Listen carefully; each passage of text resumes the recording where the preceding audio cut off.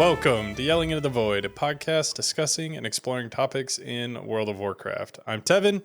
I'm joined as always by Scott. And Scott, I got a question for you today. What's up? Do the words platinum pummeler mean anything to you? Oh my god, I'm having PTSD. How did that happen? I literally, no joke. I read this in the script, so I knew it was coming, and I still had like a physical reaction to you saying that. Oh, I can't wait. What about No Mercy or Cujo?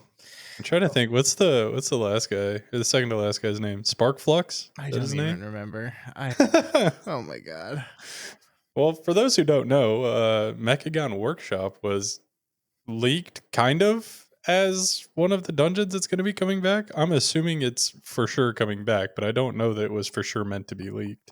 Yeah, we'll talk about that. I'm not sure either. But so surprising everybody who I guess lives under a rock the past week. There's a lot of news to talk about this week, Scott. I know. So we went from having absolutely nothing to talk about to having a ton of things to talk about.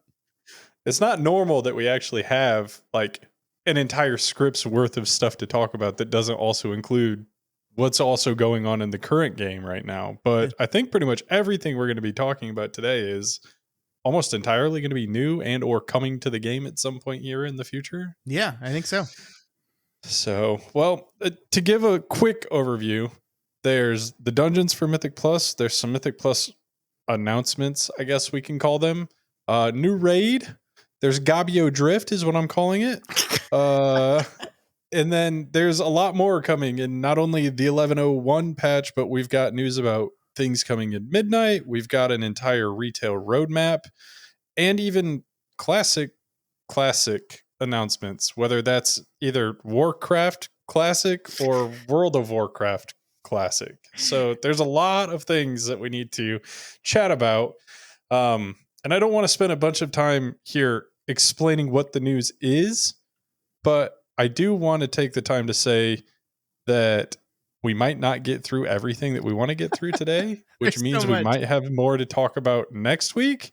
But yeah, Scott, is there anything else that you want to call out before we kind of dive in? No, I mean, normally we do a news section at the beginning of the podcast. I think this is just going to be the entire show this week. So there's no sense in delaying the inevitable. Let's just get into it. There's so much to talk about. Oh my gosh. Well, okay. So to start off, if you don't know, I'm assuming everybody who listens to this podcast does know at this point, but if you don't know, the Warcraft 30th anniversary, Warcraft franchise 30th anniversary was a week ago today for you, but a week ago. And on that, they did almost like a BlizzCon style announcement trailer live stream thing where they just shit out information about what's to come and what we're going to be seeing. And so there's a lot. And after that, even Ian Hazzikostas went on multiple interviews afterwards, and we got even more information. So yeah. All of that to say, I want to start with the game currently, Scott, and I want to take us a few months into the future to 11.0 or 11.1.0.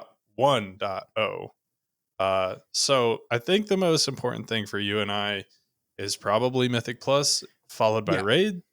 Can we, before we get started, can we just say, I just want to pat ourselves on the back because we did a pretty good job predicting what retail stuff we were going to learn in this announcement last week. I think the only thing we specifically got wrong is that you said there would be a release date, and there was not a release date.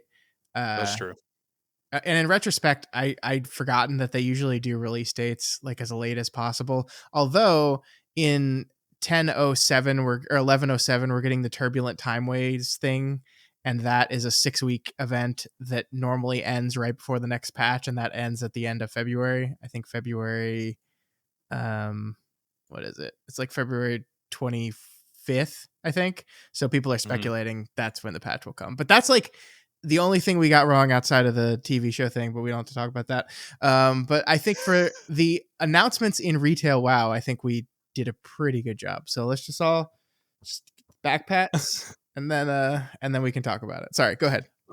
So one thing I do want to talk about though, with the like not having a release date, is and I don't think that it is even possible for them to release before that turbulent time waves is over, No. because they do gear, like gear would be for that season, so they would have to in the middle of it change what the time walking gear is rewarding you, right? Yeah, they wouldn't do it. It's definitely not going to be before February 25th. It could be later. It could be. Mhm. Um, how do you feel about that? So today is the 19th of November.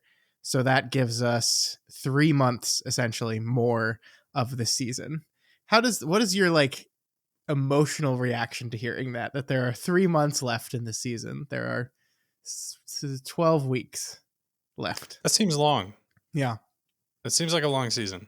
At the same time, yes, but at the same time, I don't think it's any longer than like seasons have typically been. I think that this is a byproduct of what we've been asking for, though, where we want them to be more transparent and let us know it's coming, which means we're going to get to know it's coming, but a lot earlier. And therefore, it's going to feel like, okay, well, here's all these new shiny things to look forward to, but in 3 months. Yeah, yeah.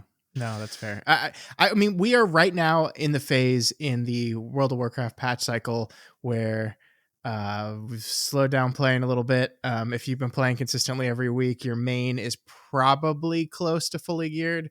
Mine's sitting at 334, which is still like 5 item level off. But realistically, like I'm not a mythic raider, so getting mythic pieces is basically just rolling the dice on one piece a week every week, and that's really all I can make. That's all I can make gains on at this point. So I'm basically done if I'm not going to be pushing. I'm working on an alt, but this is the time in the patch cycle where we're like, hey, I wonder what other games are like. Yeah, so the other thing that I was going to say too is like with you being 633, 634 or whatever, I'm 632, I think. We've got another friend who I think is 633 also. Before we jump into the new stuff, can we like just, I think you brought this up today, but can we just talk about how like it is absolute fucking ridiculous that you have to get 639 in every slot to get the crest decrease, Yeah. like the discount? Yeah, let me just say first off that the discount is awesome. This is like the first time I've actually been gearing up an alt in the season so far. I really only started doing last week with my paladin, and having only to pay 10 crests for an upgrade instead of 15 feels very good. I like it very much, especially in the ruined crest area that I want to get through as quickly as possible. But yeah, man, no one is going to unlock the discount of like even the top end are rating mythic every week and pushing high key people are still only sitting at like 637, which is really good, but like 639 in every slot is insane and absurd. And it doesn't it is, I think when I asked the question like who's going to get that, I think our friend responded less than the amount of people that will get title, which is true. So less than 0.1% of players will ever get to the item level where they unlock the discount on gilded crests. And so you have to ask the question, what ultimately is the point then? Hmm. I just don't get it. I don't understand. I still think like looking up at I want to gear my paladin. I want to push high keys on my paladin, but like looking at the mountain I'm gonna have to climb of gilded crests, like I'm at like 200 and I've got 700 and something more to go. It's just insane. It's just absolutely insane. Well, don't worry, you won't have to look at a mountain for very long because they'll just remove the cap. So the mountain will just be as tall as you can see. Yeah, but it's still like that's so many dungeons at 12 a pop. Like that's so many dungeons. And I don't know. Like, it's not that I don't like playing the game. It's not that I don't like the process of gearing up. Like, I think that is a treadmill I do enjoy. Like watching my character's relative power. It's part of the reason I play the game. But yeah, when you're on an alt, and I find that incredibly daunting. And I don't want to have to do it again. Like, at least not to the same extent. And you have this nice discount that carries you through the lower crests even quicker, and then you get to the gilded wall and you're just like, oh, this is a long journey I'm about to take. So yeah, I think they need to revisit this, and I don't know. What do you think would be an appropriate point to unlock discounted gilded crests?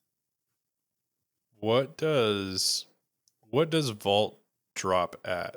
626 for myth track? For myth track, yeah, 626. It's myth. No, it's 623. It's myth 1. So it's 623. 623. Yeah. And what does hero cap at? Hero caps at 626. So then I would say probably 629.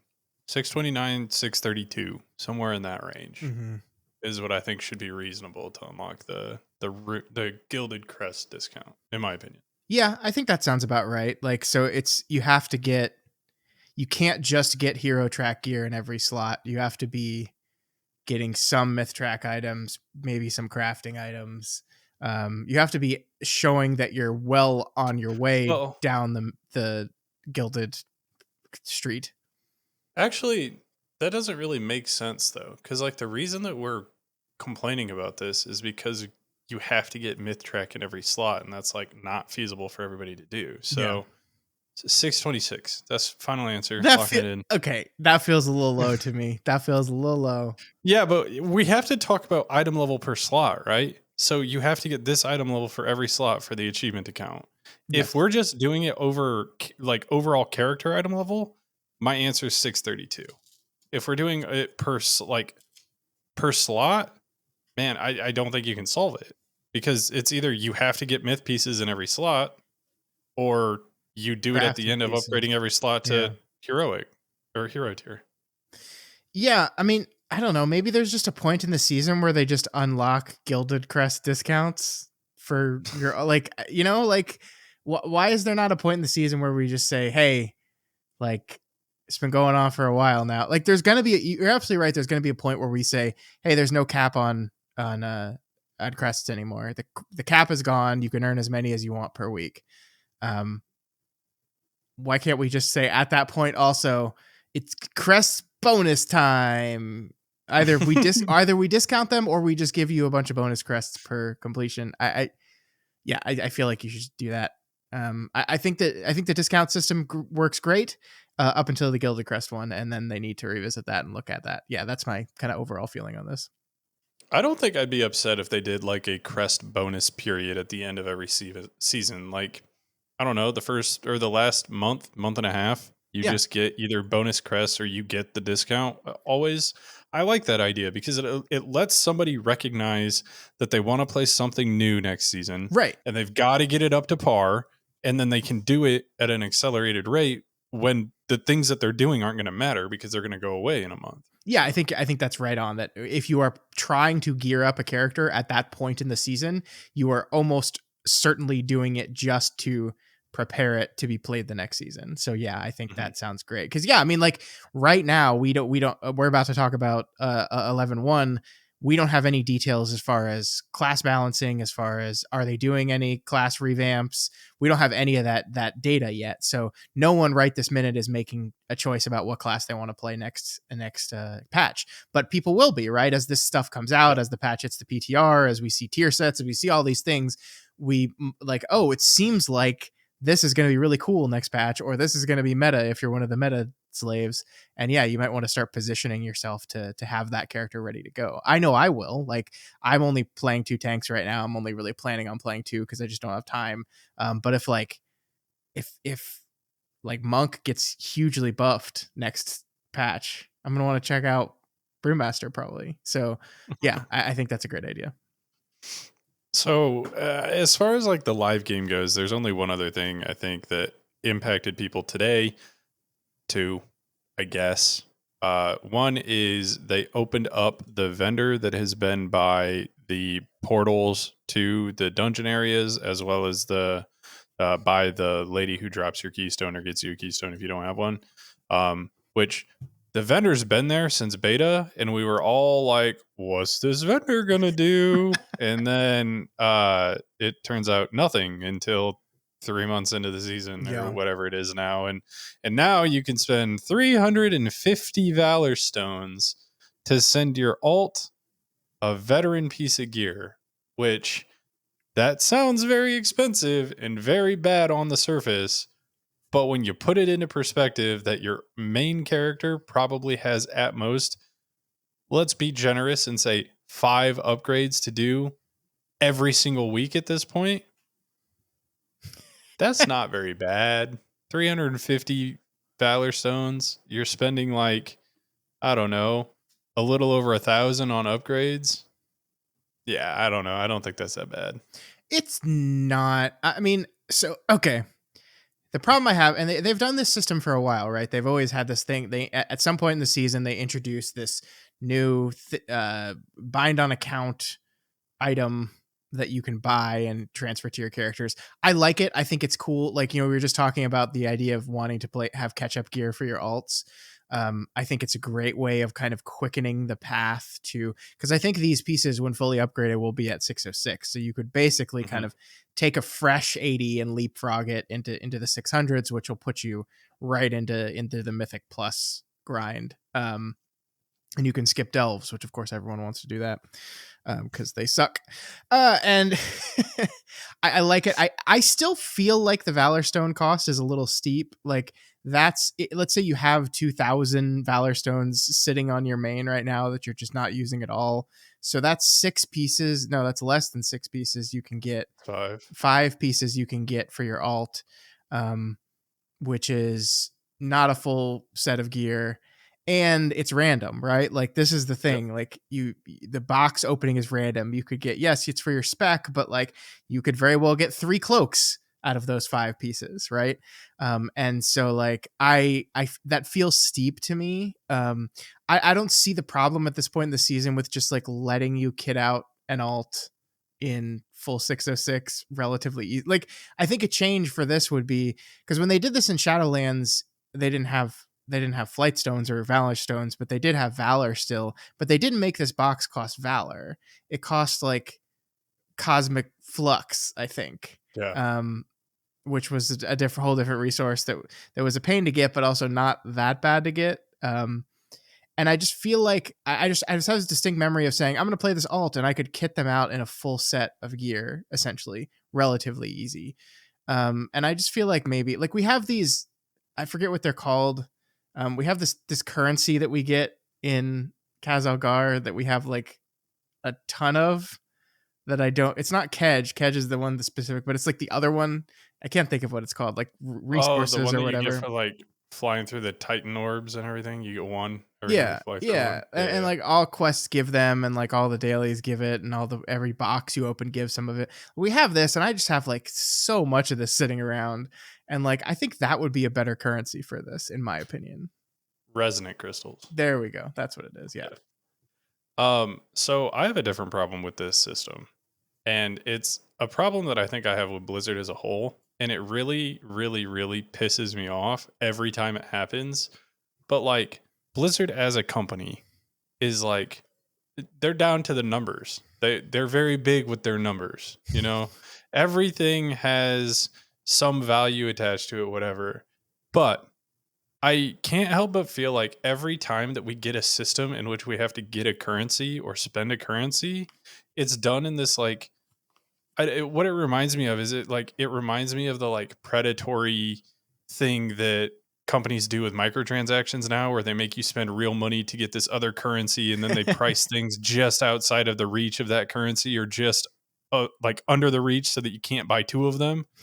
And they do this shit with everything in the game. Mm-hmm. When you complete a fucking dungeon, you get 12 crests. It takes 15 crests to upgrade something. When you cap at 2,000 Valor Stones, it takes 350 to get a piece of gear. Why 350 doesn't go into 2,000 evenly? Why is it 350? That doesn't make any fucking sense. I just don't understand why it's so hard for us to just like do things in some sort of logical fashion. Like, why, when I don't time a key, why do I get 5 crests instead of 6? Why do I not get half? Why do I get 5 instead of 6? That just throws all the math off. I can't tell you how many times this season I have been on an alt and I've went to go craft an item and I've been at fucking 89 crests, because you get 5 when you fail something. And then that you get 12, that puts you at, whatever, 7. And then you get another 12, and that puts you at something else, 9. And now you're just screwed. Well, I mean, you're so right, because the one that you haven't said yet is you can get 90 crests a week and you get 12 from completion, and those don't go evenly into each other Yeah, either. what? It So just you doesn't you make have any to run, sense. if you're just running dungeons, you have to run 8 dungeons to get to 90, but you only really need 7.5 dungeons, right? Like that's how the math works. So yeah, it's like they make you, like, you're probably doing 8 already to fill your vault, but you're like guaranteeing half of that final dungeon is not valuable to you. You're only gonna get like 6 crests from that, and the other 6 will go to the lower one that you don't need anymore. So yeah, no, you're so right. It's so funny. This is it. I don't. I wonder, like, what is the actual, because I don't want to just come out, hey, this is predatory, this is like mental manipulation, but like there is a reason why they do that stuff in other games, and yeah, it seems to be completely in line with that. So I get it with the upgrades. I hate to say that I get it, but I get it. They don't want you to upgrade a piece of gear every time you complete a dungeon. Yeah. But also they make you have 2 different currencies to upgrade gear. Hey, why can't you complete a get upgraded gear when you complete a dungeon? Why not? I don't get that part. I mean, I you're right. That's why they do it. They don't want you to be able to upgrade a piece of gear for every dungeon completion, but Mm-hmm. they could just let you do that. Like they could Yeah. just and they could still put a cap on it, right? So you still, like, you could make it so you're still getting the same relative amount of power increase each week, but just let someone feel like, I've completed something and now I get to reap that reward. It's, yeah, I really think it's all psychological and mental, and some data scientists came up with some, like, we've been studying behavior and we noticed that people respond like this when we do this, and that's good for us, so we're doing it. Yeah, when I went to go buy those for my shaman today, those boxes, I had 2,000 Valor Stones saved up on my warlock, who I haven't played in a couple weeks, and I bought them all out, and I was like, I still have Valor Stones left over. It's like, yeah, you know what? I should have realized that I was gonna have Valor Stones left over, but I just kind of assumed that it would evenly go into the cap. I don't know Silly. why, but I Silly. did, and it pissed me off. And then it brings back memories. Like, it's almost like fucking PTSD. I think back to Shadowlands and like the amount of fucking the Torghast shit, the ash that you needed to like get your legendaries crafted.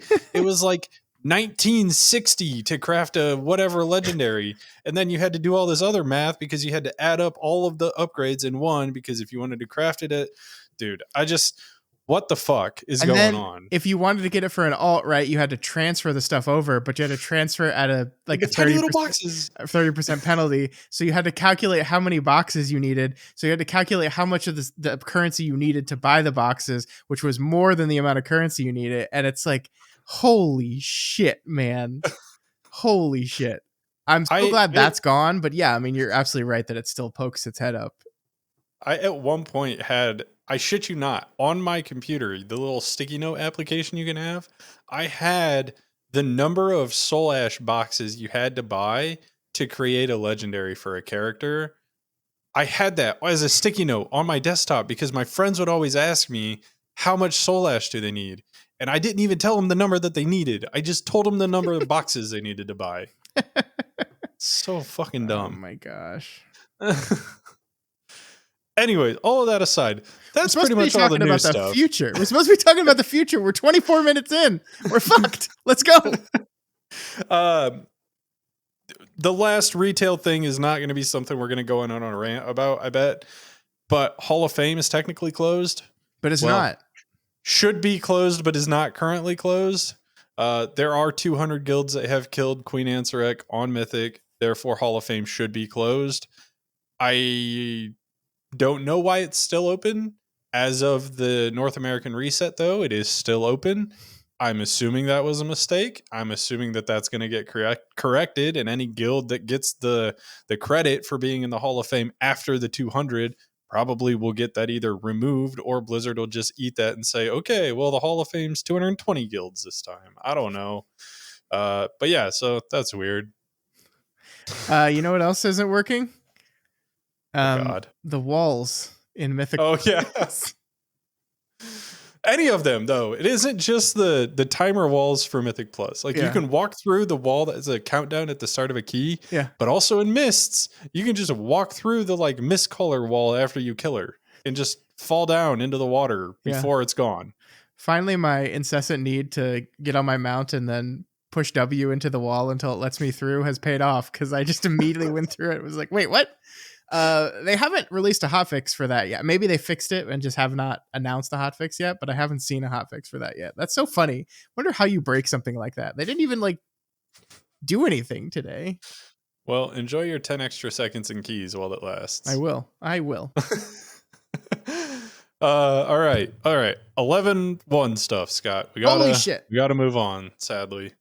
So I guess first thing, we know the dungeon list now. So yeah, we do. The four dungeons we haven't done, the 4 War Within dungeons we haven't done, which I'm probably Cinder Bru Meadery.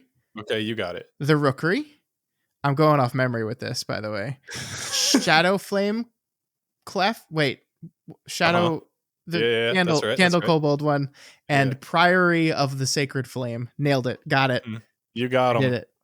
And then we got 2 given to us in that we were getting Motherlode, yes, and Theater of Pain, right? Or no? So they the one that was announced. During the announcement. They announced the new dungeon, which was the big kind of crazy dungeon announcement that they are releasing a new 5-man dungeon, and it's going to be a Mythic Plus dungeon immediately upon release. I think it's called like Operation Water or something. I should have looked this up beforehand. Waterworks. I think it's in Ringing Deeps, isn't it? It is. But I don't. It's something to do with the dam in Ringing Deeps, yeah. And then in an interview after the fact, like an interview with a European magazine or something, it was announced that the 2 additional dungeons were announced. Which this is what you were talking about with like, was this a leak or not? Was like, did Ian just oops and wasn't supposed to release? Because like on the announcement, they made it seem like they were like intentionally holding these back. And I guess maybe there's like the Blizzard agreed to give some organization an exclusive, and so that's why they held them back. That might be the case, or it might be that they just wanted to wait for some reason and do it as some other event. But it was almost immediately that we got the next 2, which are, as you said, Theater of Pain and as you open the podcast with, Workshop in the Mechagon Workshop. For the 3rd time, Mechagon Workshop is back. So how is it 3rd? Yeah, because we had it the first time in BFA. It came back in Shadowlands Season 4, and here it is again in War Within Season 2. Man. So how do you feel about this list? First off, arguably the worst part of Mechagon. So I'll say that much. I didn't love Junkyard either, but I think I agree this is worse. And like the parts that I just also feel like the parts that weren't that bad, they're gonna fuck with and make them worse. That's what I'm thinking right now. Like, you cheese the Cujo fight to where you can line of sight and still. I just feel like they're gonna 100% fix that. Yeah, well, I'm worried about that. I'm worried about the. Man, I really hate the first boss in this place. The first boss and the last boss, I think, are my least favorites. The 3rd boss is annoying, but I play melee, and honestly, you dodge the little gear things that are dashing all over the place, and this place is kind of a joke for melee, to be completely honest. So, yeah, I don't know. I'm excited to see Mechagon. Mechagon's always a successful dungeon when they've brought it back. So it was successful in its first iteration. It was successful when they brought it back. I think it'll be successful here. I do hope that they don't do any fixes. Honestly, at this point, they've proven that their fixes are just arguably worse to the dungeon. It started with no coup defensive when they turned that all right key into a dog shit clusterfuck awful mess to even do anymore. Yeah, I don't know. So that one aside, Motherlode, I'm interested to see. I haven't done Motherlode in a while, so I haven't touched this dungeon since BFA. It's going to be interesting to see how it goes. I don't have any super negative memories about this. There is a couple of areas that were a bit sketch in Mythic Plus at the time there. Specifically, there you like take this minecart down, and at the end of the minecart, you can do like some different routing, but there are mobs there that are just like awful to fight. So worried about those a little bit. The new dungeon, obviously, that seems like it's going to be cool. I Operation don't know what Floodgate, by the way. Operation Floodgate. Floodgate. Yeah. I don't know what to say about that one, so I'll just leave that one be. Theater of Pain, I didn't hate. There were a couple of annoying parts in Theater of Pain. I think the most frustrating part of Theater of Pain to me is a part that a lot of people probably love. I hate the PvP boss in Theater of Pain because it feels stupid that there is an arguably correct way to do this boss, and where your best player just always beats the other player, which means only the best player is getting a damage increase and the other one's getting punished for just being selected for a mechanic. Yeah. Kind of stupid. Also, people in pugs, I remember this vividly in Shadowlands, will not blow cooldowns on the boss, but they'll hold them for the PvP part, and then they'll try and kill somebody through that. And then you don't have damage on the boss, and the boss takes fucking ages to kill. You don't get the banner killed because people didn't blow cooldowns on it. Yeah, that boss sucks. I'm not a fan of Theater of Pain. I didn't like it in Shadowlands. It was not fun to heal. Maybe as a tank, it will be a different experience. I don't know. We'll see. Here's the thing, and I want to say, like, I think I'm gonna have fun with Mythic Plus no matter what, because I like the game mode. Like, we talk a lot about dungeons and dungeon selection and things like this. 6 of these 8 dungeons will be entirely new to me because we'll have the 4 plus the 1 new one.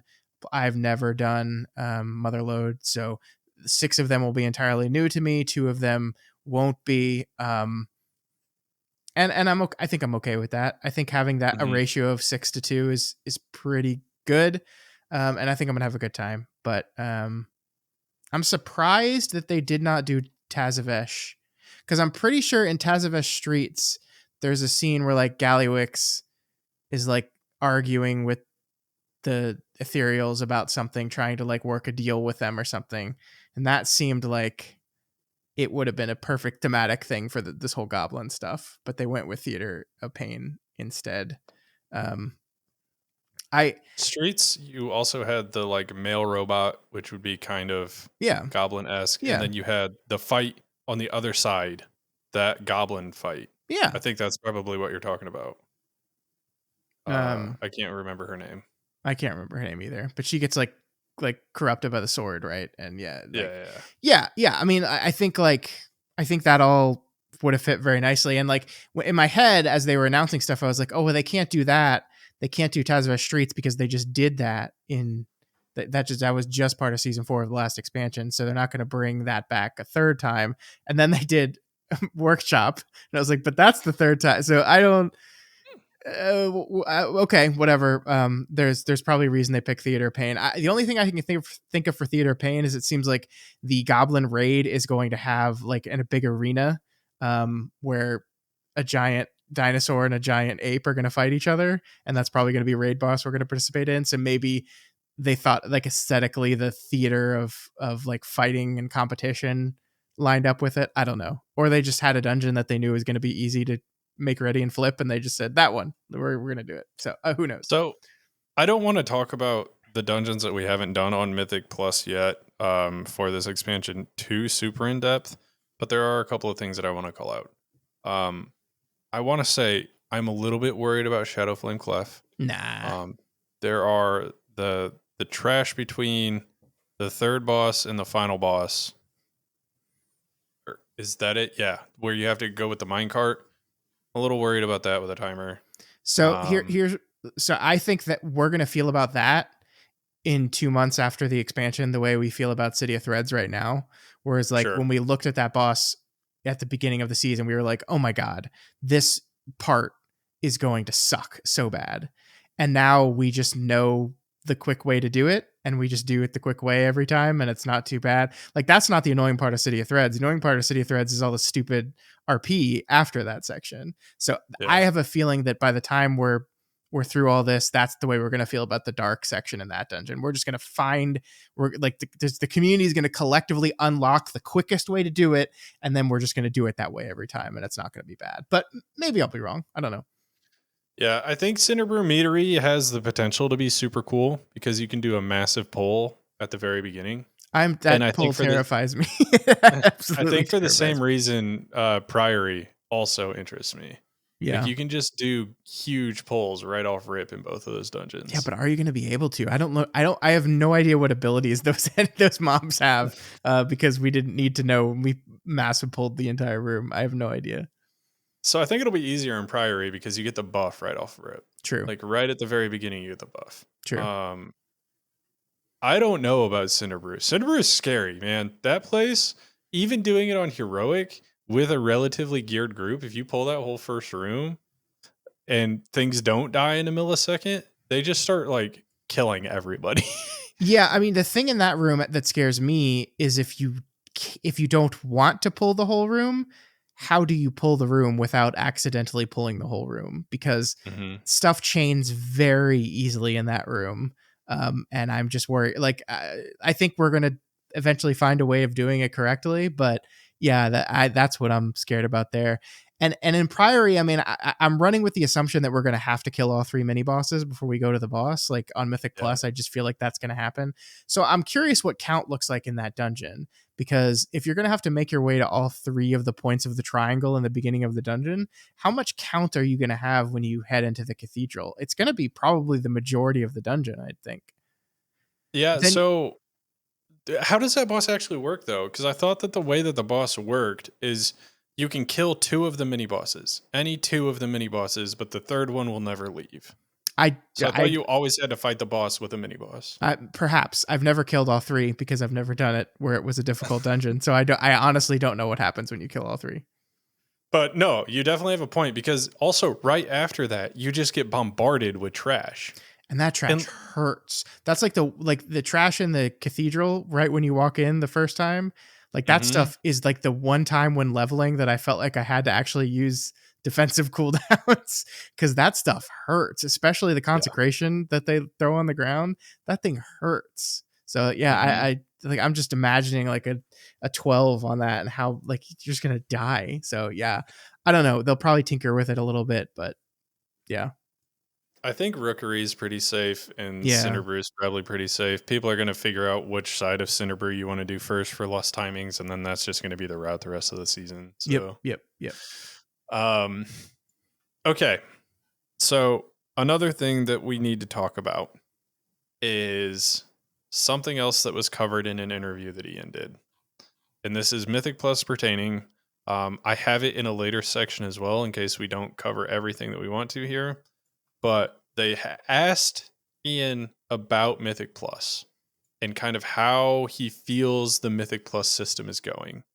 And his response was promising, but also like the facepalm emoji is the best way that I can describe it. So he has said explicitly that they want to look into trying to smooth the 11 to 12 transition. Yeah. Which that is the part that I think is super promising. That's good. That's a W take on Blizzard's part. I think that that's something that they definitely need to do. Yeah. Yeah. The facepalm part of this is he says that the entry into keys is too steep. It's too harsh. And all I can do is sit there and think, gee, what if you had an additional 10 levels below the keys that we currently have to ease people into this system? But Scott, you raised a pretty big problem with this. You want to go into detail about kind of how that shakes out with now delves being a thing? Yeah, I mean, the real reason for this is not just the key squish, although I think you're right. The real reason for this is the delves just give such good rewards that if you could just completely do delves and not step foot into Mythic Plus until you're about ready to do like 6 or 7 keys, like you could get enough gear through delves where the only upgrades you can get from any other system is Mythic Plus in 6s or 7s. And the argument here and the thing that Ian agreed with, which is like, that is tough for a person to walk into a dungeon for the first time, not knowing the dungeon and be expected to perform on a 6 or especially 7 where you have the additional affix where the death penalty one.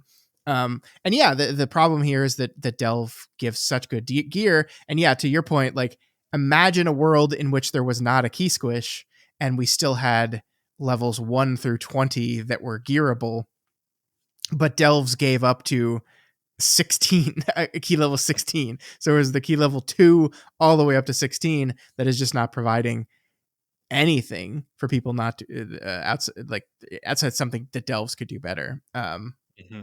It is kind of crazy. So yeah, essentially what Ian said is they want to smooth that on ramp, and they want to do that by making the rewards that you get for keys 2 through 5 or 2 through 6 a little bit better. My fear here is in the classic Blizzard sense, they are not going to make the gear you get in keys through 2 through 6 better.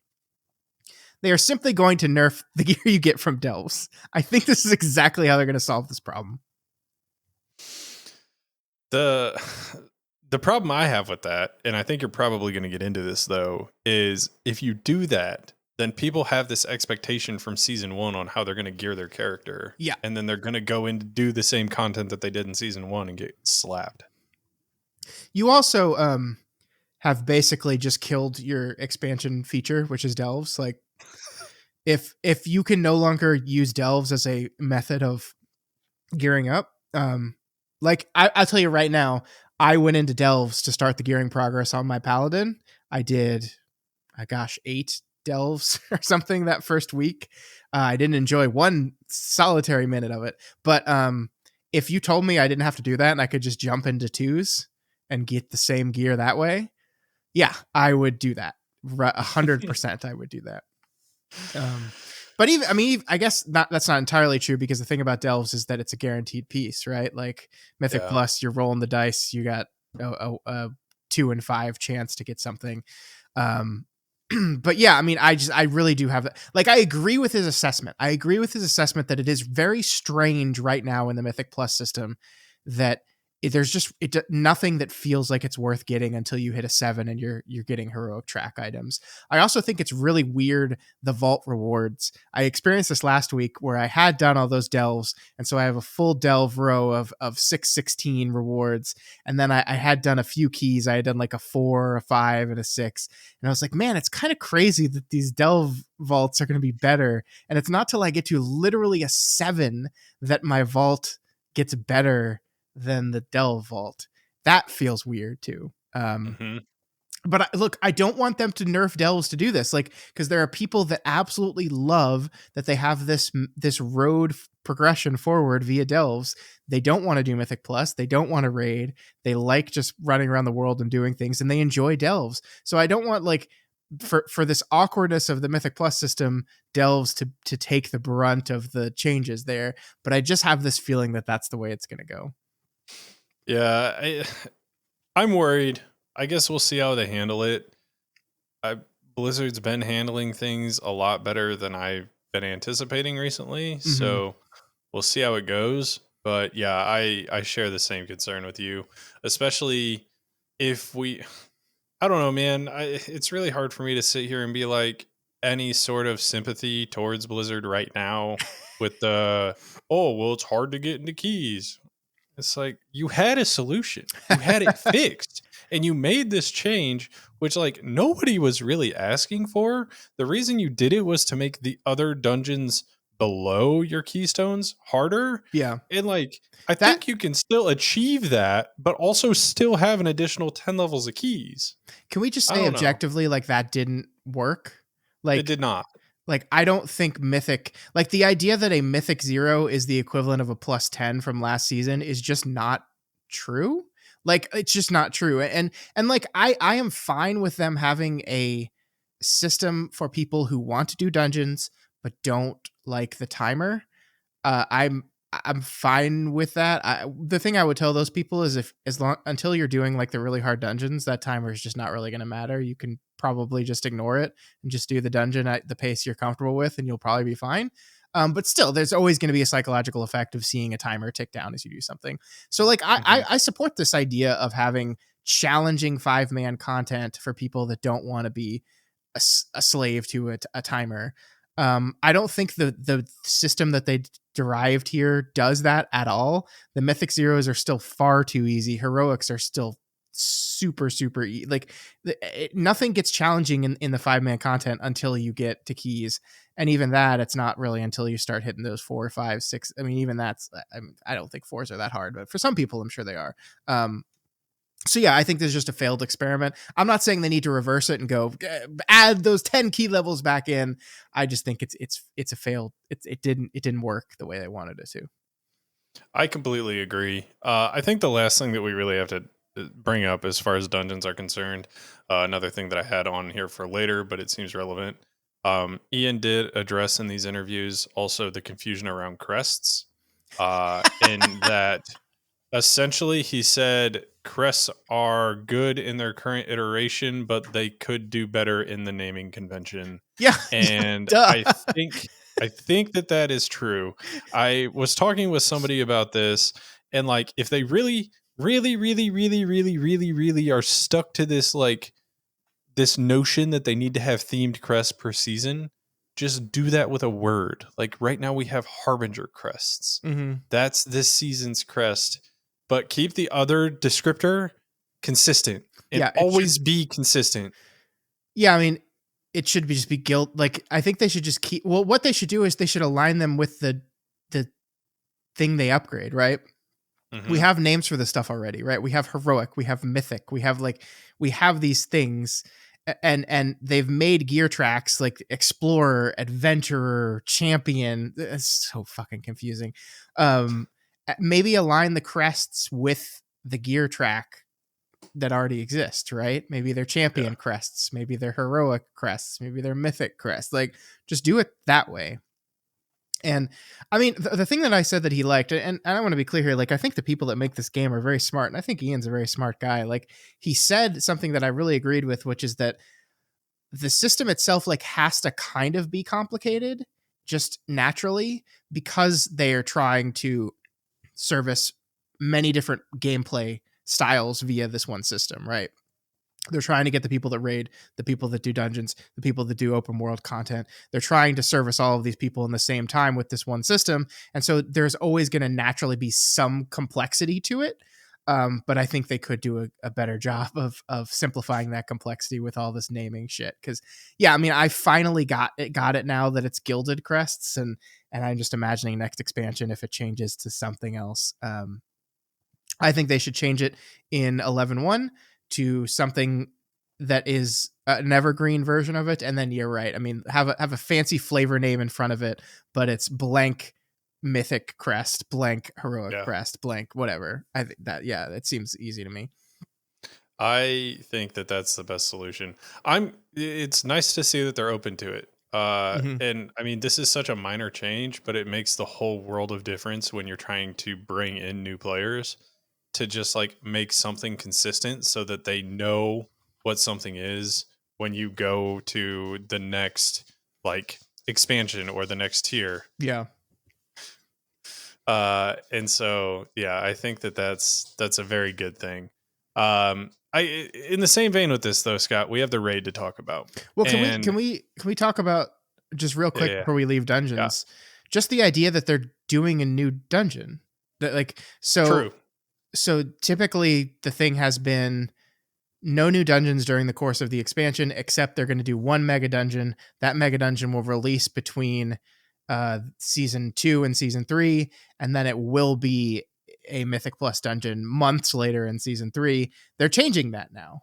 So instead of having one mega dungeon, they're going to do a dungeon each patch. So we're getting a dungeon this patch. The roadmap that we'll talk about in a sec says there's going to be a new dungeon in the next patch, and that dungeon will immediately be in the Mythic Plus season. So that's a change. That's a big change.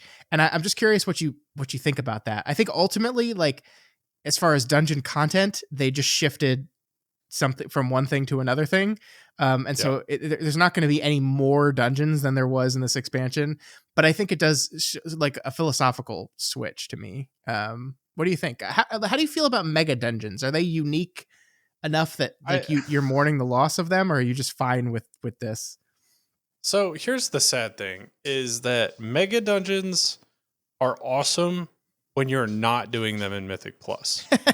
The second you start doing them in Mythic Plus, you just think of them as two different dungeons. Mm-hmm. But when you're not doing it in Mythic Plus, that's when you get the magic of the mega dungeon. You get the like hard mode if they decide to implement one. You get to experience the story for the first time, Yeah. fight a ton of bosses. Like all of that stuff is cool, but the second it becomes a Mythic Plus dungeon and they split it in half, you essentially just have two dungeons. And if we're going to do that with the end goal being Mythic Plus, might as well just make two dungeons that can be completely independent of each other anyways. And I think that, in my opinion, this is a fine route to go down. I don't think one is necessarily better than the other. I just think that they're realizing that the end goal here for these dungeons is going to be Mythic Plus, and they're realizing that they want to reuse these dungeons Yeah. at later points, later expansions or whatever. It's just easier to do that as all one contained area than it is to split up a mega dungeon. Yeah, I think I agree. I mean, I do kind of mourn just like aesthetically the idea of a mega dungeon and the idea of this long story driven 5-man content. I think is this cool unique thing that they've been doing for a while. And I agree, like its place in the Mythic Plus system has always been a little bit rocky because it's so story driven. It always runs up to limitations and frustrations when you're running it under a timer. But I do kind of feel bad that we're not going to have that.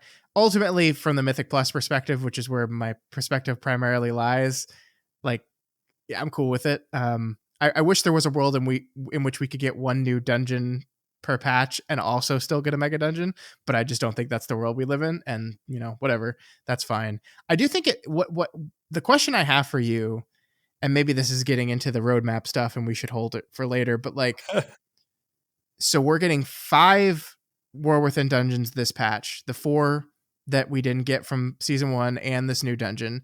Season 3, we're definitely going to get the new dungeon as a Mythic Plus for that season. So that'll be 1.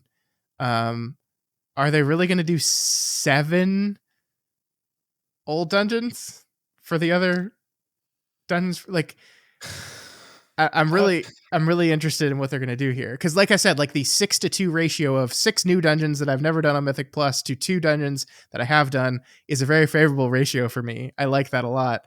I worry if they go 1 brand new dungeon that's never been a Mythic Plus dungeon before, and then we go turn back to 7 old dungeons to fill out the season. That's going to mess with my ratio a little bit maybe. And I'm worried about season 3 with that in mind. So I'm trying to remember, and this is another thing that's going to be in the roadmap. So without there being a season 4, I think that opens them up to doing reruns of the dungeons we've already done this expansion. Yeah, I think you're right. That, and I hope what they do is they pick, like, I don't want the other 7 to be War Within dungeons. Like, I do like the fact that they go back and do old dungeons. So I think there's an opportunity, and I think we talked about this when we were estimating what season 4 of Dragonflight would be. It was like, there's an opportunity, I think, to go like, why don't we like take the I guess 3 in this case, most popular War Within dungeons. So we'll do the brand new dungeon that comes out 11.2, and then 3 of the most popular War Within dungeons that the community just really seemed to like, really had a good time with, the most popular keys to run. And then we could fill out the other 4 with some returning dungeons or some old dungeons that they were going to make Mythic Plus for the first time. I think that would be cool. Yeah. We'll see. So here's the thing that I want to say, though. In the previous season 3, we did just get the mega dungeon and a bunch of new dungeons, which is what you were just saying. And so I don't want to say that that's out of the realm of possibility. But since we are not having a fated season, I think that does open them up to doing this. Well, I don't know what's going to be better, though. We don't actually know we're not getting a fated season yet. I mean, that I'm hopeful. We'll talk about it. But yeah, we don't actually know for sure. Sorry, I derailed the whole conversation. You wanted to talk about the raid. And I mean, I think the raid and just this whole patch as a whole, like we've been really focused on dungeons, but like this patch undermined, it's going to be a goblin raid. It's going to be a goblin zone. It's going to have a car. We're going to get to ride around in a car. So like maybe not, we'll get to the raid in a sec, but like, how you feeling about like the vibe of 11.1? Oh, I'm excited for it. I think it's going to be a lot of fun. Mm-hmm. The thing that gets me is they're trying to do goblins justice, and they're not just trying to use goblins as like, oh, goblins, bad guys, they do all this wacky shit, here you go. But they're actually like trying to do goblins the most goblin way in World of Warcraft, in that they are doing some wacky ass boss fights, like a King Kong versus Godzilla boss Yeah. fight shit. Like, I'm so here for it. I am very excited for it too. I think we've had a lot of very serious raids, and it's not that there's going to be no moments of seriousness and drama in this raid. We obviously haven't seen how Xal'atath plays into anything that's going on in this zone yet, which she will, of course. So I think there's room for more serious drama and stakes within this. But yeah, I think having fun and being goofy is going to be great. I think there's 100% going to be a boss in this raid that requires the new super fast car. Like, definitely, right? So let's be clear here. The raid is called Liberation of Undermine, which is like the only thing I don't like about the raid. I think that's a terrible name for a raid. By the way, the abbreviation is going to be Lou. You guys doing Lou tonight? So that's not great. I think just call it the Galazio is what they called the Galliwix's like hotel casino thing, the Galagio or something. But the reason they're not calling it that is because the raid takes place all in the entire city. Like, the raid is getting into the city, driving to the Galagio, getting in there, and then confronting Galliwix there. And so you're definitely going to be able to drive in the city and use this new drive system, super fast car thing. And yeah, there's going to certainly be an encounter that is you using the car in some way in the fight. Normally I'd be like worried about those gimmicky fights. I actually think they did a good job on Tindral, at least on the heroic version, where like I liked getting to fly from platform to platform. It didn't feel like it was ruining the fight or making the fight unfun. So I'm kind of positive on their ability to execute on this, but I'm excited. I'm excited. I think this looks cool. It looks fun. It's going to be weird. It's going to be silly. I do like what you said. They're really trying to push hard. There's like, no, don't worry. We're not just going to do horrible stereotypes for these goblins the whole time. They're going to have like complex emotions now. Don't worry. We're going to do it. We're going to do it right. It's very funny, but yeah, I'm into this. I am excited. Anytime Galliwix is involved in something, wacky shit always happens. So I'm so ready for this raid. Yeah. I don't know. I'm one who enjoys the like raid atmosphere and everything a lot, and just like raids as they pertain to the story are obviously important, and I don't want to diminish that, but raids that have fun environments and fun atmospheres and things that are super memorable are always the good raids. Like, remember the first time you went into Firelands, and it's just this huge, massive open area. You can essentially just stand on the area that you spawn in at and look over the entire raid. Yeah. Like, that's a super memorable experience. As long as they can keep pulling shit off like that, I think this raid's going to do super well. I agree with that. And the complaint I had with Nerebar Palace, which is a raid I quite enjoyed, is I never felt like I totally understood and could grasp the geography of it. I think they had this very important central idea of you're on this platform, you're fighting this boss. At the end of the fight, they cut the web strands to the platform and you fall to the depths below and have to fight your way back up.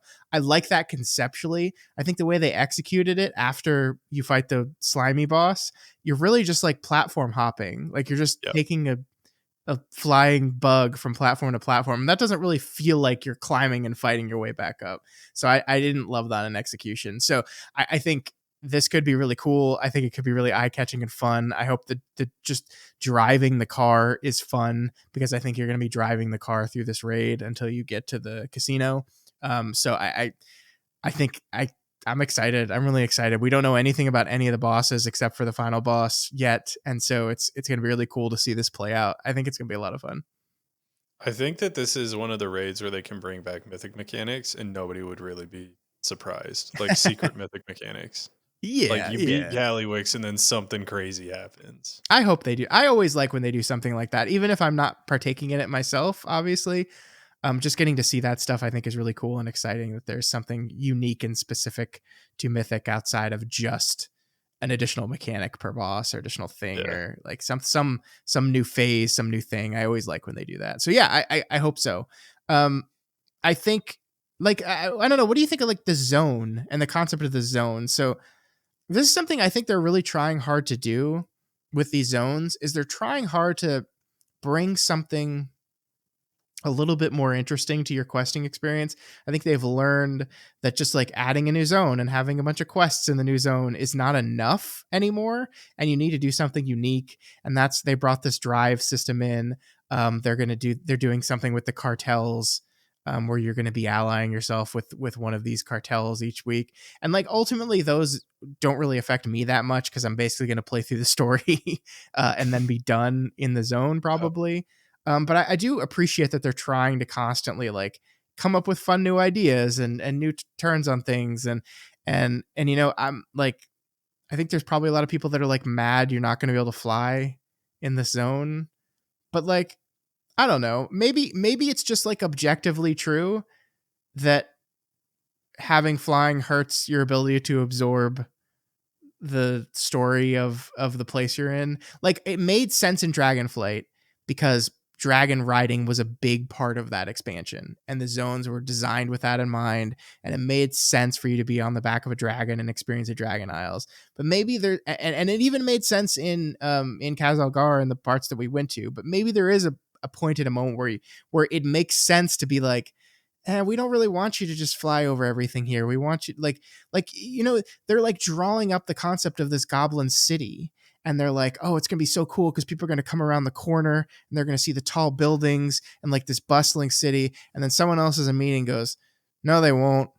They're just going to fly over it in 2 seconds. And they're not going to notice any of this.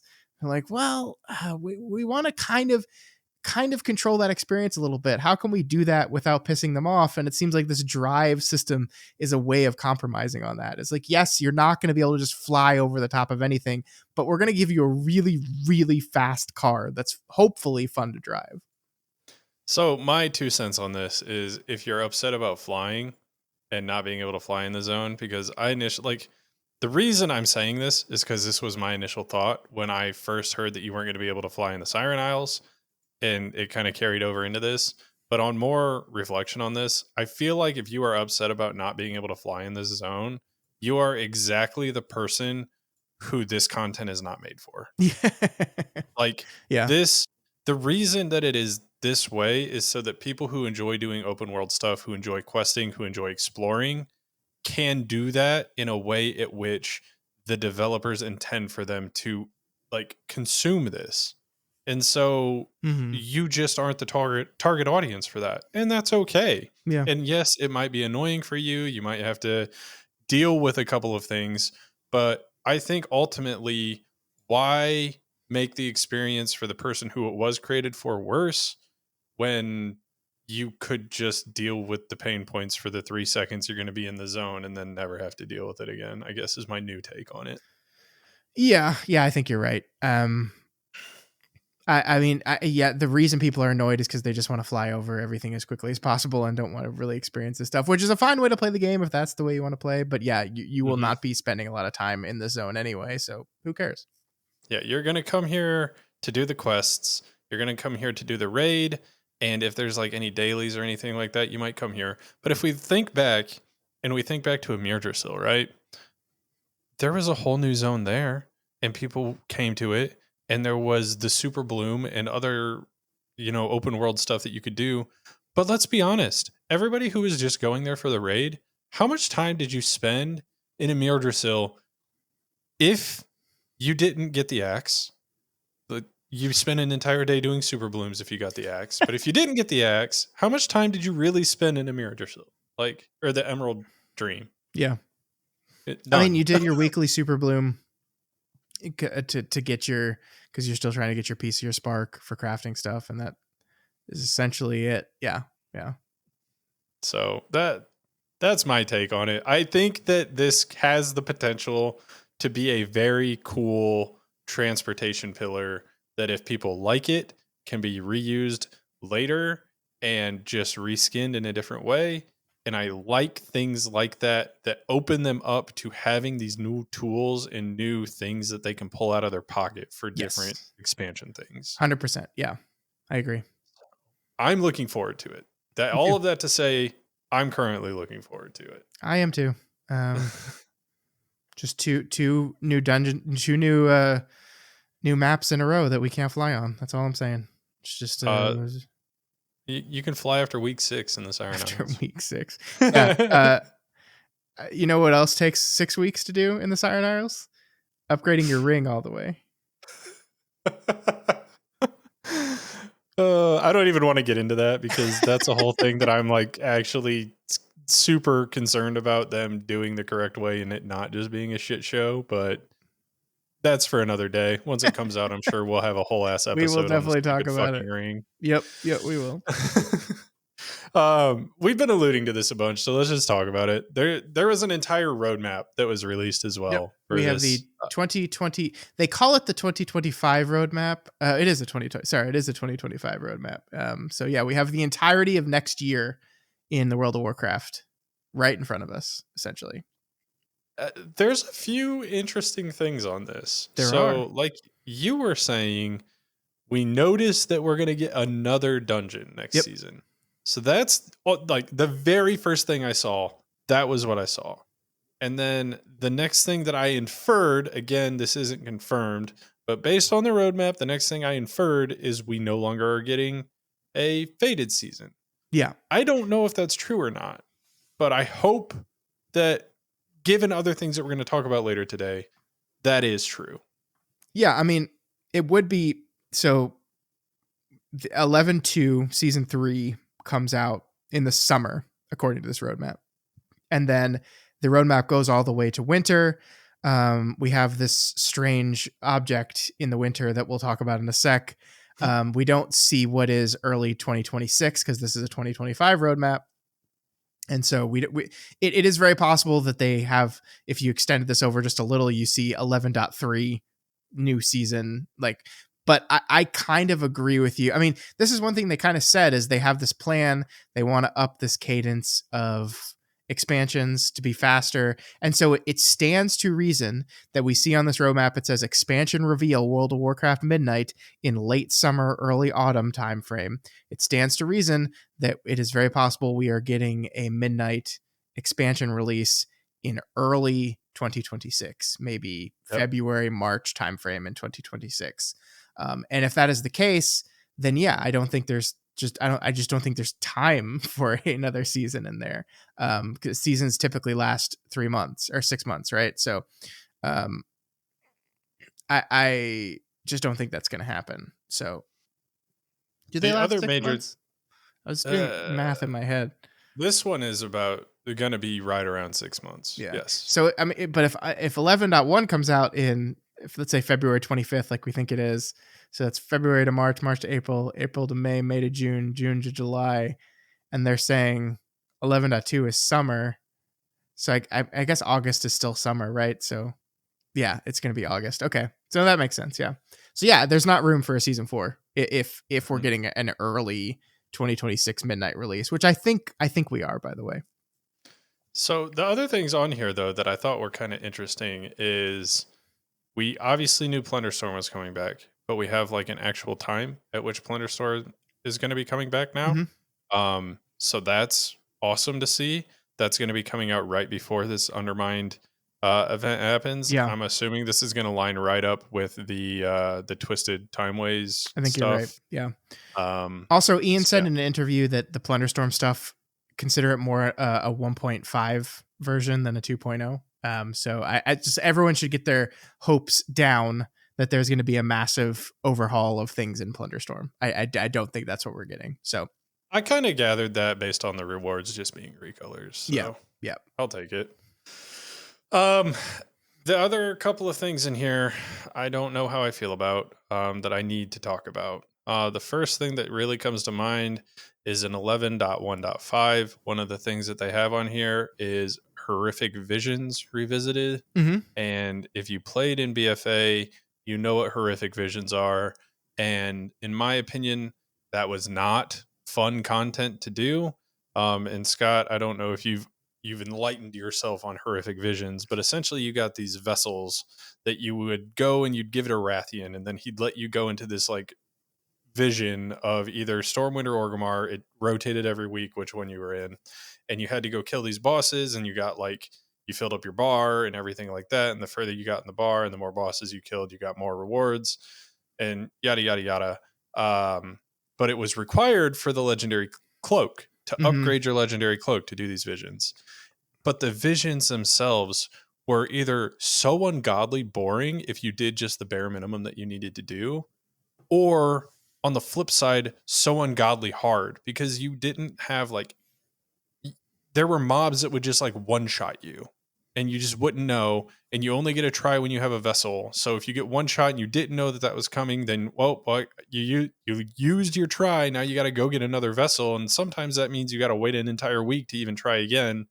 And so it just felt bad, and it was required, which made it feel even worse. It's the same thing with Torghast, right? Like, Torghast was cool on its own. Visions are cool on their own, but they were required to progress your character and therefore became very annoying very quickly. I'm worried about horrific visions. I don't know what they're going to tie into. I don't know if this means we're all going to get a collective legendary again. Um, yeah, I just don't know exactly what all that's going to entail. Yeah, so I did these. So when I came back to the game, the automatic story the game threw you into was BFA. That's just like the leveling you did BFA. So I was just kind of, as I was playing the game, I really was kind of slowly stepping my feet back into it, and I was just leveling in the BFA story, following it, and it eventually leads you to this. It eventually leads you to this patch and this part. So I did some of these like like during Shadowlands, right? It was not Mm-hmm. content. I was just messing around with it. And I liked it okay. Like I didn't have any of the requirements that you're talking about or rewards attached to it because it didn't ultimately matter. I was just like tinkering and messing around in here.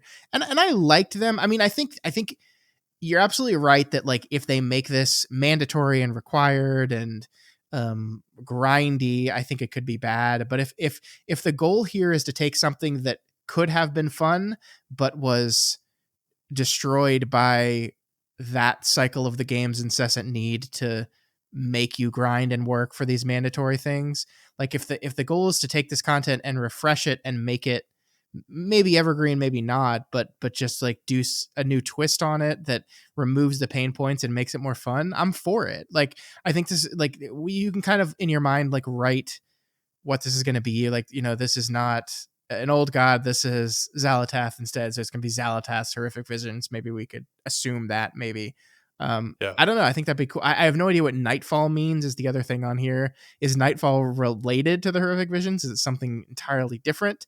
I don't know. I'm going to be tentatively optimistic here that Yeah. they are going to take the lessons from things like Torghast and put something in that's fun, kind of just one-off solo content. Because, like, to be honest with you, like the Awakening the Machine thing is something that I think could be really cool. If executed well. And the problem with that is like, I think the first time you go through it, like, oh, this is cool. Like in my mind, I'm imagining this getting a little bit harder and you could push into further waves. And then it's not that, it's just kind of easy and a joke the entire time. And so this is like, could they do something like that? This kind of solo content that is not delves, but that is just like trying to push and last as long as you can. I think if executed well, could be really good. So yeah, I'm going to say optimistic about this. Yeah. So I agree. I want to be optimistic. I'm going to try and maintain optimism.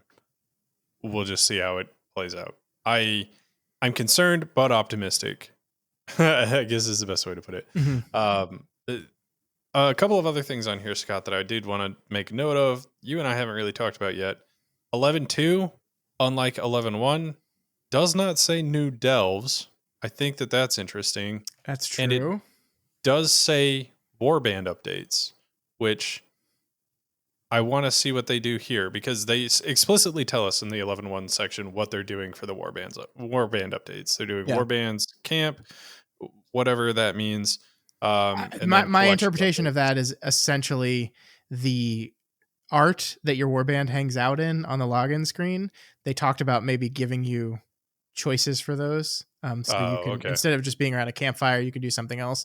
I think that's my interpretation for what they're adding for 11.1. Yeah, I have no idea what they're doing for 11.2. I think they have kind of traditionally done this where they show you the roadmap, but the stuff that's further away, they're very light on the detail on it. So like, you see on the 11.1, it has new zone, but it also says undermine. And like when they Yep. do the 11.2 reveal, they will give us a new version of the roadmap that has all the stuff filled in. I would be very surprised if there were not new delves in 11.2. I think that would be very surprising if that was ultimately true, that there were not new delves.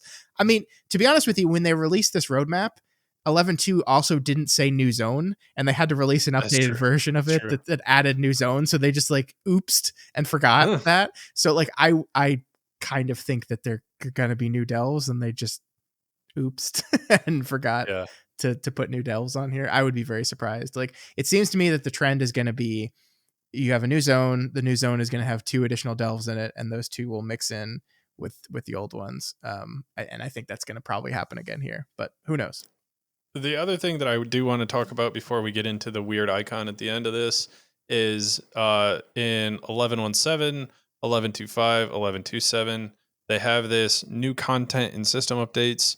I think that this is a blanket statement, just like you were Yes. saying.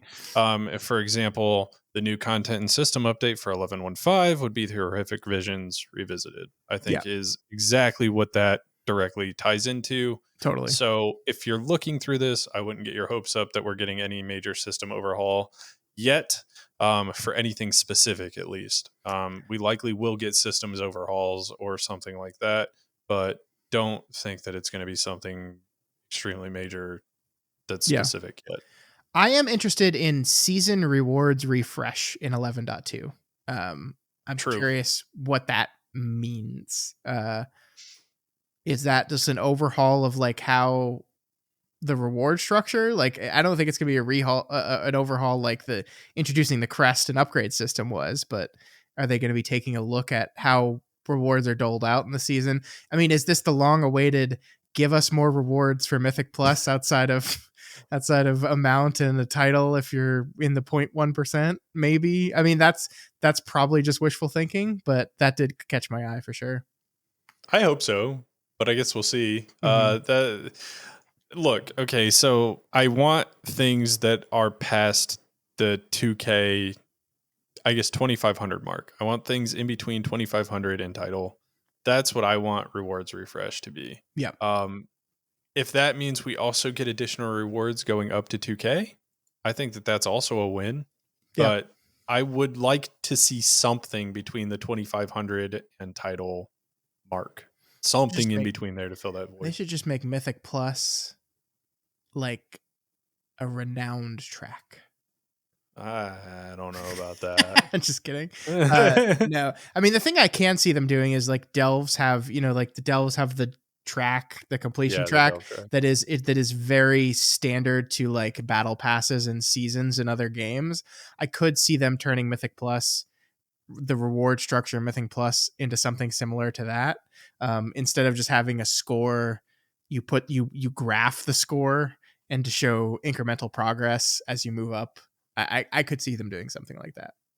I would even be cool if they did something on along the lines of like you get rewards based on your score, but there's also another reward track of like number of dungeons completed or fastest time dungeon in a specific bracket or something like that. They Yeah, can that'd be give you fun. like interesting things like Go that. crazy with it. I like it. Yeah. Yeah.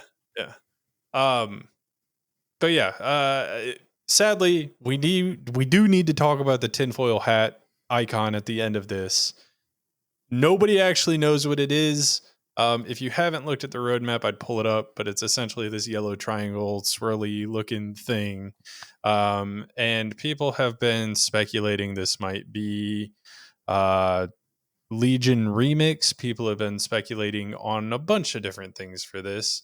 But I think the Legion Remix one is the funniest one to me because it is like the definition of like a conspiracy theory. If you go look at the Twitter posts that did all of the like piecing together of why they think it's Legion Remix, Yeah. I just find it hilarious.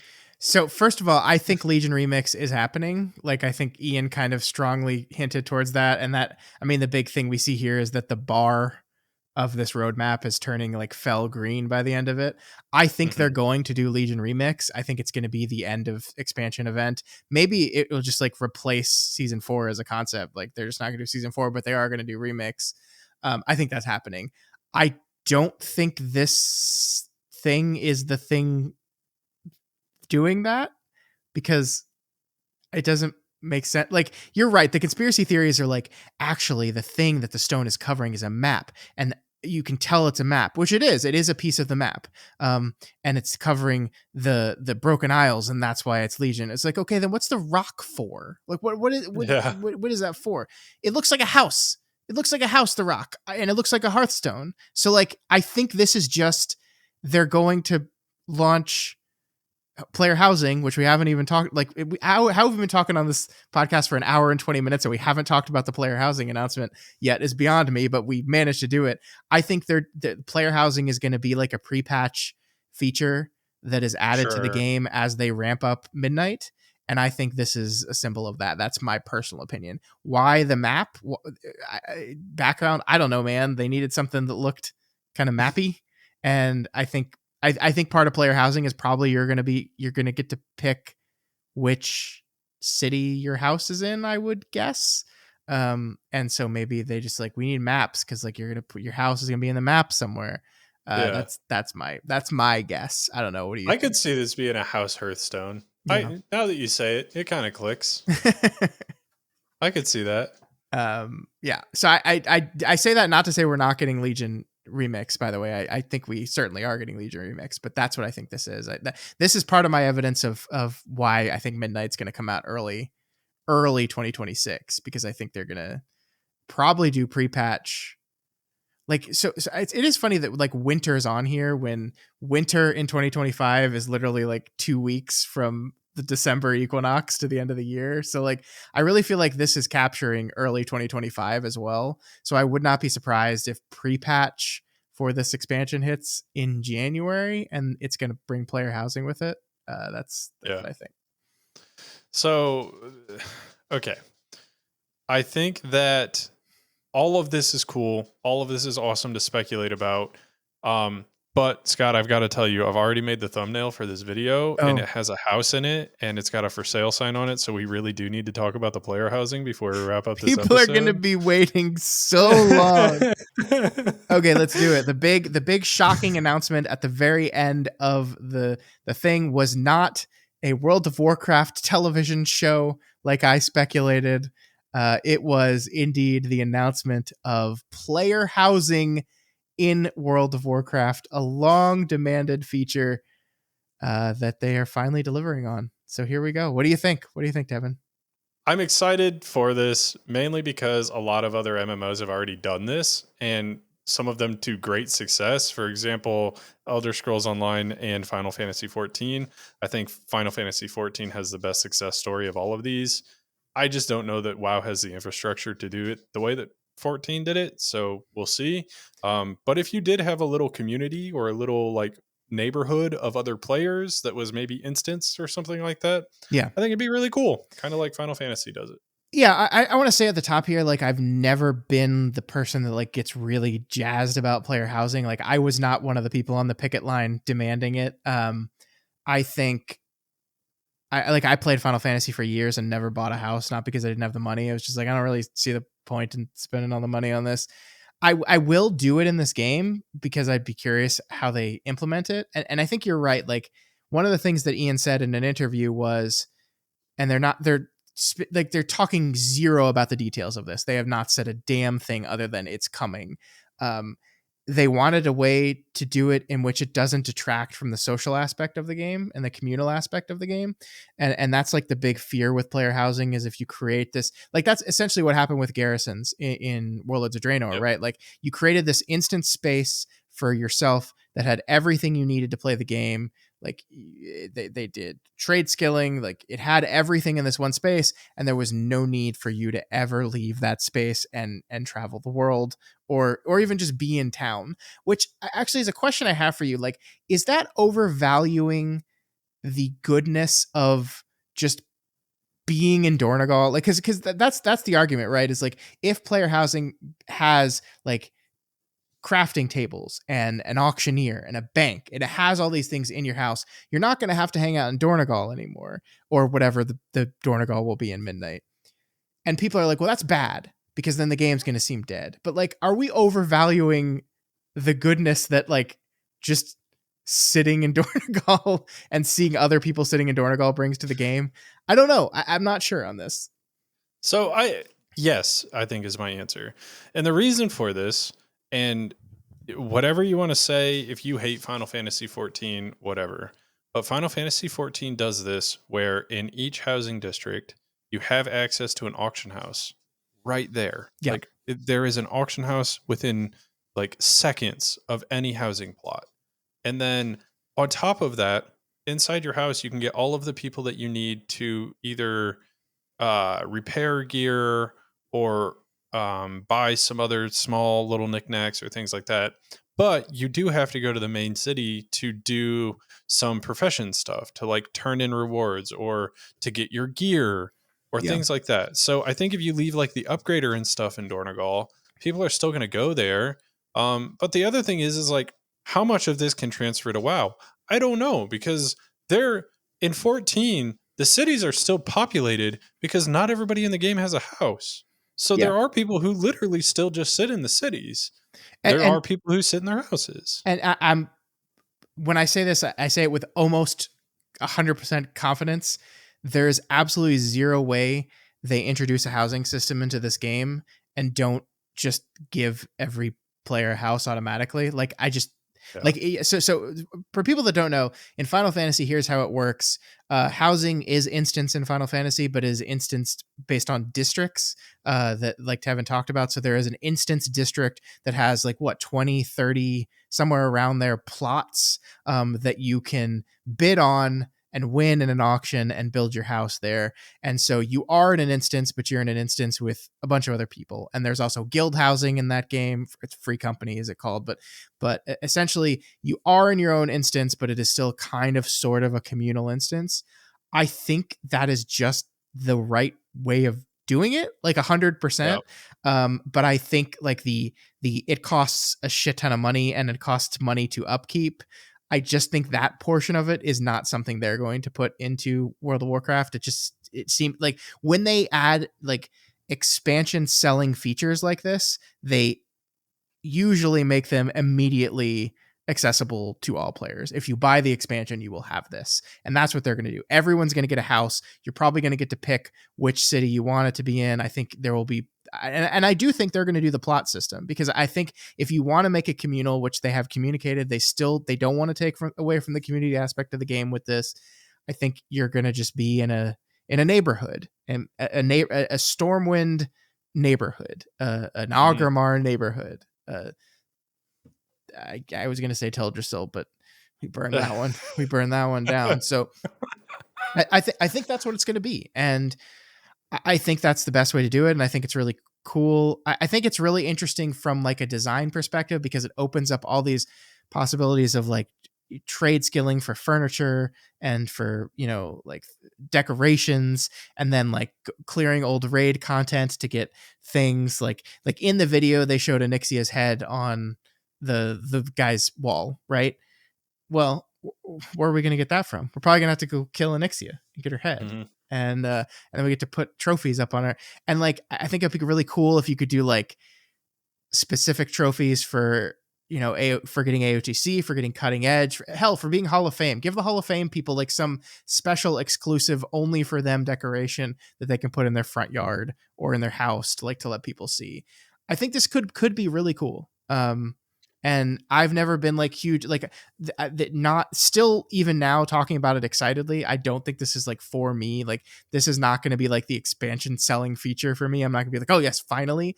But I think they have a really good chance to make something really cool, and something that I think has probably needed to exist in this world of Warcraft for a while. And it's pretty cool that they're going to do it. So there is only one thing that I am a bit concerned with, and it is that Blizzard is a corporation, and Blizzard does like to get the money where the money's due. And so I can see player housing be directly tied to the cash shop in some of the most egregious ways that we might have seen it in most recent history for Yeah. World of Warcraft. What I would say is I would look at every opportunity that the game gives you right now to get a mount right now, and assume that every single methods that you use to obtain a mount in the game right now will be used to obtain furniture or special stuff for your house. So True. trading post 100%. Achievements, yes. Raids, yes. Dungeons, yes. Cash shop, yes. 100%. Like, yes, they will do it. They will do it. It will be everywhere. There will be a new fancy bookshelf that you really gonna want to buy for your house. That this is a really good bookshelf, and it's gonna cost $20. And that's Yeah. I think everyone should plan for that going into it, and so you won't be surprised when it happens. But does that necessarily mean it's going to be awful and predatory? Not necessarily. I think they're going to make a lot of money off of it, though. So I think that the reason I brought that up, though, is I think it just reinforces what you said earlier, in that I think everybody's going to get a house because they want everybody to interact with the system. Therefore, people might actually spend money. Or the other thing, too, is spend money indirectly. Like, if the housing in this game causing you to do old content means you extend your sub, you're still spending money on it in a way. So I don't see a world in where they don't give everyone one of these. Yeah, I 100%. Yeah. The thing I'm interested about is like if everyone's gets an identical plot, right? And then, how you build it is up to you. Like how much control over the design of it are you going to have? I think is the interesting thing. And I hope a lot. Like I hope you get basically free reign to build it exactly the way you want to. I also really hope, by the way, that they find some way of doing guild interaction with this. I'm not saying you need like a guild house, but I think it would be cool if you are, and this is another thing that I don't know exactly how to make this work, but like if you are constructing a neighborhood that everyone's going to live in with their house, I would be a little bit bummed if we couldn't say everyone in our guild should get to be in the same neighborhood. But like, how do you handle that with like, when people leave the guild, when people join the guild? Like, I don't know. I think it's cool that the warband system and the tech behind the warband system that they created basically, as it turns out, laid the groundwork for doing player housing. Cause like, I was thinking to myself, was like, well, how would they do this with alts? Like, does every alt get a house too? It's like, no, that's just going to be a warband thing. Your warband has a house. And so the tech is already there. They built this warbanding stuff up and they're going to continue to improve upon it. And this is how it's going to pay off, is like you have a warband house. I think that's really cool. But yeah, I want guild interaction here. I think that matters. I think it'd be really cool. Just, just you're hanging out in your house and you see your guildies all doing stuff over there, like stuff. I think that would be cool. So I'm looking forward to seeing how they do this. I am optimistic that they're going to make it fresh and cool. Yeah. So, okay. This is what I've been saying about potentially losing Faded. Ian in the past had said if we wanted player housing, that was going to be an entire patch cycle's worth of work for us to get. Yeah. And I think that given the way that Blizzard operates, right? Like the feedback that Blizzard gets today doesn't get implemented for, somewhere in the lines of like 4 years down the road because of how far ahead they're working. Mm-hmm. I think that he got that feedback when he heard that. And therefore we did lose. This is why I'm thinking we might lose a Faded tier. I think that we're taking the Faded tier time and doing player housing with it. And if we're doing that, I think that's a massive W. And the reason for that is I think that Faded seasons really only work and are successful if they're not planned. If they're planned, I think they're shit. I also loved, I can't remember where I heard this, but the idea that maybe the 2 Faded seasons we got in Shadowlands and Dragonflight, instead of having other tiers, that was us giving up a raid tier for this player housing. True. In which case, like, whatever. I also think, like, to just be coldly cynical and business minded here for just a sec, if you're looking at World of Warcraft and you're saying, okay, how do we get more money out of this? And the answer is, y'all have to fucking up the expansion cycle. You need to release expansions faster. Expansions are big moments. We make the most of our money from people buying an expensive box for a new expansion and resubbing, because our sub numbers always skyrocket for the first few months of an expansion. So we need that as quickly as you can do it. And so like, how can you do that? And you're looking at things like faded seasons, and you're looking at the numbers in faded seasons, and you're like, people don't play this. Okay, like Yeah. we've got to cut this out. Like, is there a way we can just carve this part of the expansion cycle out, give them something in, let's say, Legion Remix, and then just accelerate the expansion? And I think what we're the world we live in now, Tevin, and we talked about this with 1105. The world we live in right now is, I just think we are going to get patches that are not quite ready, and they're just going to push them because they're in this accelerated cadence of, we need to get stuff out as fast as possible. And I guess the ultimate question here is, would you rather have fully functioning content in 2 months, or sort of kind of broken content right now? And that's, I think, the Sophie's choice we're living with at this point.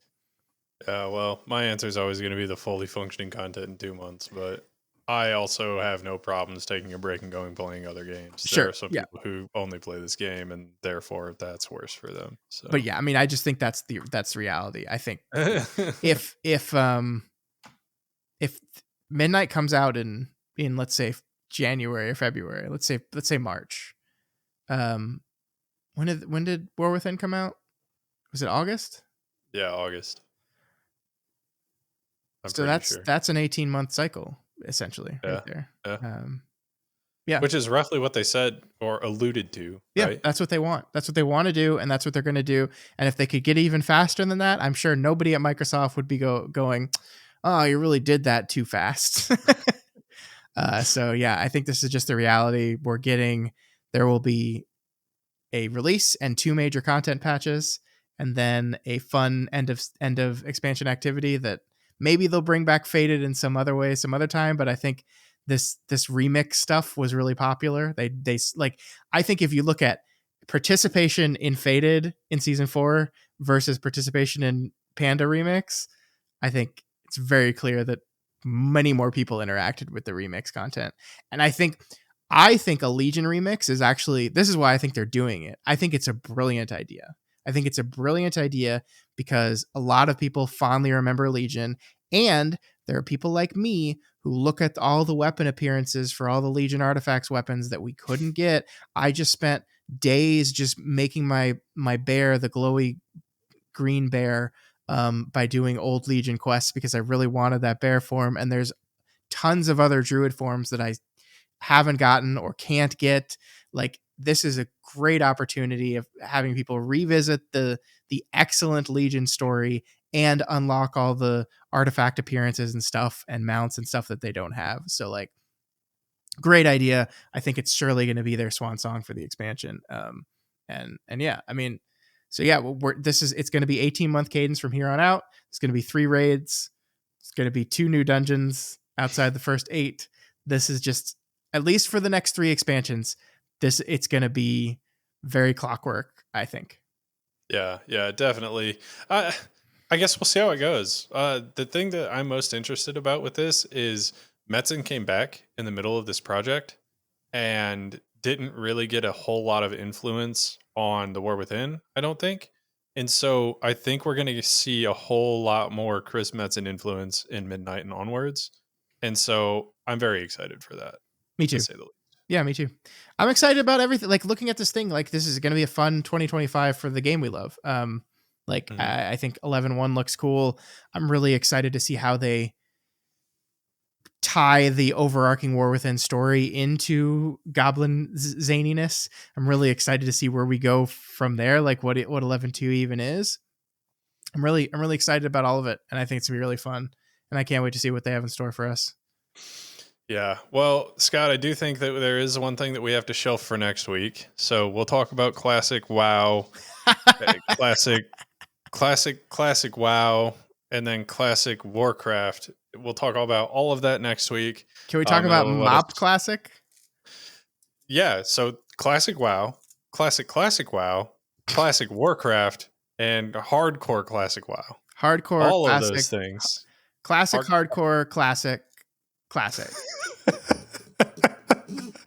Anyways, all of that'll be next week. We'll talk about it more in depth there because we'd only have like, I don't know, 10 or so minutes to go over it if we wanted to do it this week. So we'll hold it off until next week. And I think we can go ahead and wrap up the show for this week, Scott. That way it gives us a little bit more fluff to talk about next week. Sure, because I have no idea if there's going to be any news next week. We got it all this week. There's not going to be anything to talk about next week. My biggest thing that I want to ask everybody is, what was your favorite thing that was announced in the 30th birthday for the Warcraft series? Because there was a lot. And there was some that like Scott and I haven't even talked about yet. There's all of the classic stuff that we just mentioned, and there's still more shit that we haven't talked about. Like there were a ton of announcements here. So if you liked something that we didn't even cover, please let us know. And as always, you can contact us over at yellingintothevoidwow@gmail.com. YouTube is at Yelling Into the Void Wow, and Twitter is at Into the Void Wow. And if you are not already subscribed to this podcast, oh my gosh, please do it. We are rocking it in The War Within and Midnight and in the future. And gosh, we might be talking about some other games here in the coming weeks, because I think both Tevin and I are going to be kind of slowing down our WoW playing. So we might not have a lot of World of Warcraft specifically to talk about, but we'll be here, that's for sure. And you don't want to miss a second of it. We're going to play some Mop Classic, right, Scott? Sorry, not to ruin my conversation for next week, but no. All right, guys. Also, please consider liking, subscribing, and commenting on the YouTube videos.